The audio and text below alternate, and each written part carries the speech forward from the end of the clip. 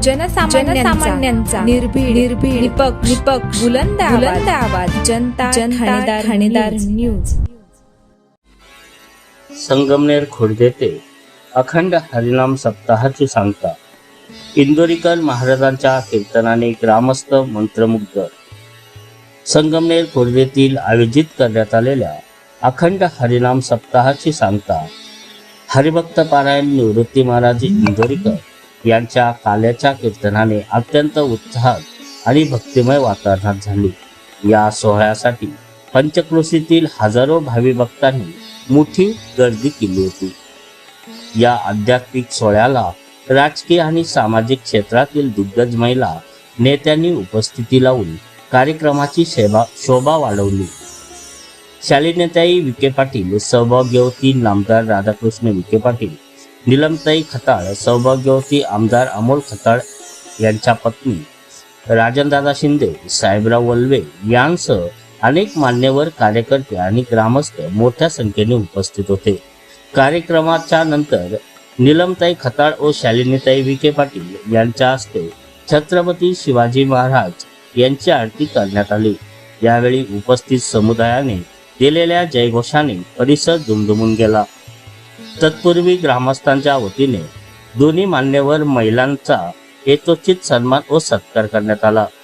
यावेळी ग्रामस्थांना संबोधित करताना शालिनीताई विखे पाटील म्हणाल्या की अशा धार्मिक कार्यक्रमांमुळे समाजात एकोपा आणि चैतन्य निर्माण होते।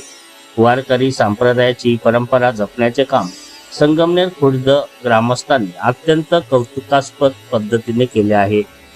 सप्ताहात मुख्य आकर्षण ठरलेल्या काल्याच्या कीर्तनात निवृत्ती महाराज इंदोरीकर यांचा खास शैलीत समाज प्रबोधन केले। दैनंदिन जीवनातील विसंगतीवर ओढलेले ताशोरे आणि विनोदाच्या माध्यमातून दिलेल्या परमार्थाचा ढोस यामुळे श्रोते मंत्रमुग्ध झाले होते। जनता ठाणेदार न्यूज रिपोर्ट, रामा लोखंडे, संगमनेर। हरिनाम सप्ताहाच्या निमित्ताने आज काल्याचे कीर्तन त्यांनी केलं, ज्यांच्या मधुरवाणीने आपण हे कीर्तन सेवा श्रवण केलेली आहे।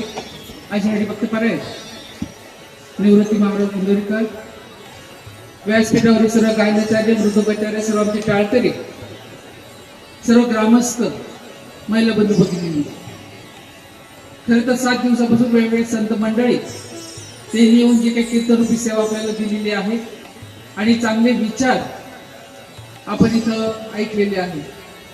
मी नेहमी सांगत असते की संत म्हटलं की एक वेगळं वातावरण आपल्या पुढे डोळ्यासमोर उभं राहतं।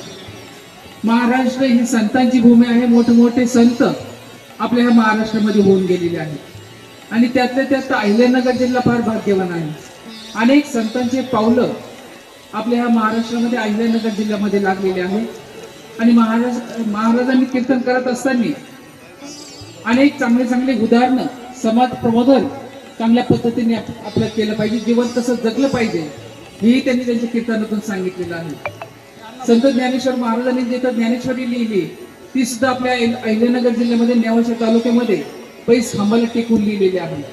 आजच्या आपल्या ह्या जीवनामध्ये जर आपण विचार केला तर प्रत्येक ओळीचा अर्थ आज आपल्याला ज्ञानेश्वरी महाराजांनी दिलेल्या ज्ञानेश्वरीमध्ये आपल्याला बघायला मिळतो।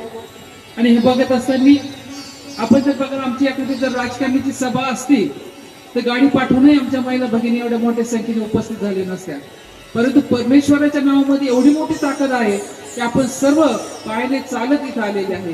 म्हणून देवावर श्रद्धा ठेवा, फक्त अंधश्रद्धेला बळी पडू नका, हेच आता महाराजांनी आपल्याला सांगितलेलं आहे।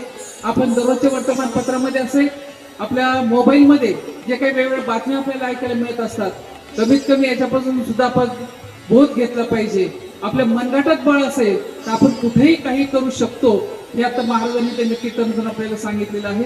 म्हणून जास्त वेळ न घेता मला एवढंच सांगायचं आहे की आमच्या महिला भगिनींनी जे काही कीर्तन 7 दिवस आपण इथं ऐकलेले आहे, हे ऐकत असताना ते विचार आपल्याला आचरणामध्ये आणायचे आहे आणि चांगले जर विचार आपल्या आचरणामध्ये आणले तर निश्चितच परमेश्वर तथास्तु म्हणत असतो। महिला हे शब्दाचा अर्थ म म्हणजे मान, ही म्हणजे हिम्मतवाली, ला म्हणजे लाजरी, या तिन्ही गोष्टी उपयुक्त असल्याच्या महिला भगिनी आपल्या ह्या जीवनामध्ये चांगलं काम करून एक आदर्श असं आपण निर्माण केला पाहिजे। आणि हा आदर्श निर्माण करत असताना स्वतःसाठी सर्व जगतात, परंतु आपण एक समाजाचा देण असतो आणि समाजासाठी काहीतरी केलं पाहिजे या भावनेतून आपल्याला काम करायचं आहे.